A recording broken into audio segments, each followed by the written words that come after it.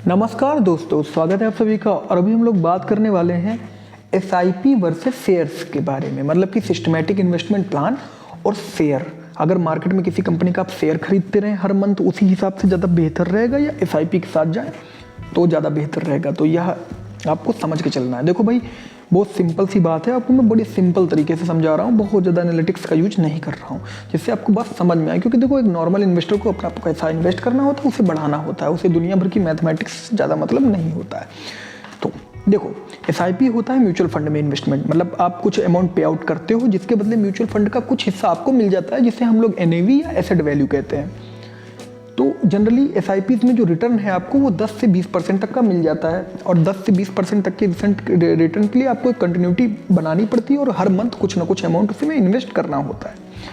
अब बात करते हैं सेकंड फेज क्या है, शेयर्स की। देखिए, शेयर्स क्या होते हैं, ये किसी कंपनी का हिस्सा होते हैं। जैसे एक म्यूचुअल फंड हुआ और एक कंपनी हुई, तो कंपनी के कुछ हिस्से को खरीदना शेयर, और म्यूचुअल फंड के कुछ हिस्से को खरीदना होता है एसआईपी के थ्रू, और उसमें खरीदते हैं हम एनएवी, इसमें खरीदते हैं हम लोग शेयर्स। तो अगर हम लोग बराबर इन्वेस्टमेंट करते चलें तो इसमें से बेहतरीन क्या होगा, बात को बहुत गौर से समझना। देखिए भैया,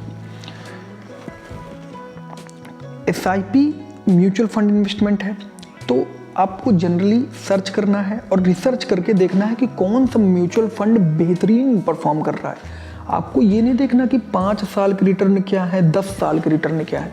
आपको 5 साल के 2, 3, 4 फेज उठाने हैं और फिर देखना है इसने 3-4 फेजेस में कितने अच्छे रिटर्न दिए। और जब मार्केट पूरी बर्बाद चल रही थी, बियर रन में थी, दिक्कत था मार्केट में, उस समय इसने कैसा परफॉर्म किया, क्या उस समय ये आपको स्ट्रेस दी या नहीं दी। मतलब कि समझ के चलो, जब मार्केट बैड होती है और आपका पैसा झमझम करके घटता है, तब मेंटल स्ट्रेस होता है। उस समय बहुत लोग सेल करके एग्जिट कर जाते हैं कि कहीं पैसा जीरो ना हो जाए। क्या ऐसी कंडीशंस भी क्रिएट हुई हैं इसके फेज में? ऐसी चीज़ें अगर किसी एसआईपी के म्यूचुअल फंड में है तो उससे बचो। म्यूचुअल फंड वो लो, चाहे वो रिटर्न आपको 10% का ही क्यों ना दे, लेकिन एक स्टेडी रिटर्न दे और मार्केट के बहुत ज़्यादा उतार चढ़ाव का उसके ऊपर बहुत फर्क ना पड़े। अगर मार्केट के बहुत ज़्यादा उतार चढ़ाव का किसी म्यूचुअल फंड पे बहुत ज़्यादा फर्क नहीं पड़ रहा है, इसका मतलब उसके एसेट वैल्यू तगड़ी है, वो बहुत सॉलिड प्लेटफॉर्म, मतलब उसका सिस्टम जो भी बना रखा है, वहाँ की जो टीम है, वहाँ का जो मैनेजमेंट सिस्टम है वो बेहतरीन है। ठीक है, वहाँ का जो टीम वर्क है वो बेहतरीन है, जो इस तरह के बियर रन में या बियरिश मार्केट में भी बेहतरीन बना के अपनी मार्केट को चल रहा है। तो ये होता है पूरा कॉन्सेप्ट। रिटर्न थोड़ा सा कम देख लो, लेकिन स्टेडी म्यूचुअल फंड्स में ही इन्वेस्ट करना। और आप थोड़ी सी रिसर्च करोगे तो आप देख लोगे कि जो एएमसीज हैं, किस एएमसी का रिपोर्ट कार्ड अच्छा है, वहाँ के जो एडमिन्स हैं उनका रिपोर्ट कार्ड्स कैसा है, वहाँ की जो मैनेजमेंट टीम है उसका रिपोर्ट कार्ड कैसा है, अलग अलग 3, 4, 5 फेजेस में कैसा रिपोर्ट कार्ड वहाँ पे आपको दिखने को मिलेगा एसआईपीज़ का। उसी हिसाब से आप एसआईपीज़ में पैसा इन्वेस्ट करो। ये तो हो गया एसआईपी का कॉन्सेप्ट। आपको क्या चीज़ें चेक करनी है, एएमसी कैसी है, ठीक है, दूसरा एडमिन्स या उसकी जो मैनेजमेंट टीम है वो कैसी है, उसको देखना है आपको। तीसरा आपको देखना है कि अलग अलग फेजेस में, 5-5 साल के फेजेस में उसने कैसा परफॉर्म किया। चौथी पॉइंट देखना है, जब मार्केट बुरी थी तो उसने कैसा परफॉर्म किया, वो लुढ़क गया या कैसा गया।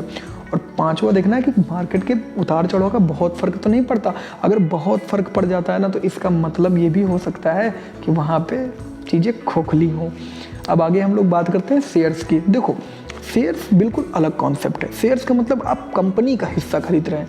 भाई, एक शेयर खरीदा तो छोटू सा एक हिस्सा खरीदा, और अगर 50% खरीद लिया, 56% खरीद लिया, 70% खरीद लिया, तो यार कंपनी के मालिक की तरह हो जाओगे भाई, 70% के हिस्सेदार हो जाओगे। तो ये शेयर खरीदना एक अलग कॉन्सेप्ट है। तो अब शेयर के केस में क्या होता है, एसआईपी आप समझ गए ना, सिस्टमैटिक इन्वेस्टमेंट करो, स्टडी म्यूचुअल फंड में डालो, जिनके एएमसीज, मैनेजमेंट टीम सबका रिपोर्ट कार्ड अच्छा हो, हर मार्केट के चेंजेस का बहुत ज़्यादा इफेक्ट ना हो, उसके साथ जाके वहाँ पे इन्वेस्ट करो। दूसरा, शेयर्स में किस कंपनी के साथ जो हमेशा याद रखना, आपको बहुत ज़्यादा आज के टाइम पे इतना डिजिटल हो चुका है, बहुत ज़्यादा दिमाग लगाने की जरूरत नहीं। नॉर्मल अगर आप एक आदमी देखो, जो बताते हैं लोग, ये एनालिटिक्स कर लो, ये लगा लो, ये फिल्टर लगा लो, ये कर लो, ये ट्रैक कर लो। यार देखो, एक नॉर्मल आदमी अगर स्टॉक मार्केट में जाना चाहता है, ठीक है, एक बंदा है, एक स्टूडेंट है, कुछ, यार वो कितना ट्रैक कर लेगा? उसको नॉर्मल बताओ भाई, उसको दिमाग में जो चीज़ें दिख रही, तुम देखो भाई आसपास तुम्हारे बेहतरीन क्या है, तुम सीधा जान जाओगे कि टाटा बेहतरीन है। यार, नमक से लेके कार तक मेरी टाटा की है, तो इसका मतलब टाटा बेहतरीन है। तो तो टाटा के साथ आप टाटा के शेयर्स में SIP कर सकते हो। फिर थोड़ा सा फ्यूचरिस्टिक चीज़ें सोचो कि आने वाला फ्यूचर क्या है। आने वाला फ्यूचर तो इलेक्ट्रॉनिक्स का है ना, तो क्यों ना हम उन कंपनीज में इन्वेस्ट करें कि अब इलेक्ट्रॉनिक्स में किन चीज़ों की जरूरत है। लिथियम आयन बैटरी, तो लिथियम की बैटरीज के जो उत्पादन कर रहे हैं, मैन्युफैक्चरिंग कर रहे हैं, उनमें इन्वेस्ट करें SIP के थ्रू। जो EV व्हीकल्स में काम कर रहे हैं उनमें इन्वेस्ट करें। तो इसी तरीके से आप एक पर्टिकुलर रिसर्च करो, आपका इंटरेस्ट कहाँ पे है, आपको क्या बेहतरीन चीज़ें लग रही, ऐसे करके आपको इन्वेस्ट करना होता है। लेकिन आप विश्वास मानो, दोनों में ही बेहतरीन रिटर्न आपको मिल सकते हैं, SIPs में भी, शेयर्स में भी। लेकिन SIP की अगर आप सिस्टमैटिक इन्वेस्टमेंट की बात करोगे तो उसमें जो रिटर्न्स हैं वो 10%, 15%, 20% फिक्स होते हैं। तो मतलब कि आप ये मान के चलो कि 10 से 20% के बीच में ये चीज़ें लाई किया करेंगी और ऊपर नीचे हुआ करेंगी। बहुत ज़्यादा डिफरेंस आपको नहीं देखने को मिलेगा क्योंकि एक एवरेज रिटर्न होता है। लेकिन इन केस शेयर्स, भाई देखो शेयर्स का गेम ही अलग है, बताने की जरूरत नहीं है। अगर आप यहाँ तक पहुँच गए, आपको पता होगा कि शेयर्स ने किसी को राजा बना दिया तो किसी को भिखारी बना दिया।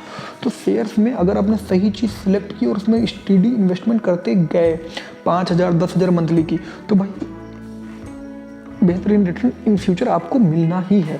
और हमेशा शेयर में कोशिश करें लमसम इन्वेस्टमेंट की, मतलब शेयर में SIP वाला खेल से अच्छा होगा कि आप शेयर में एक साथ एक समय पे, बेहतरीन समय पे, बियरिश मार्केट में जब देखो कंपनी बेहतरीन है लेकिन मार्केट बियरिश है तो थोड़ा सा स्टॉक डाउन है, उस समय इन्वेस्ट कर दो।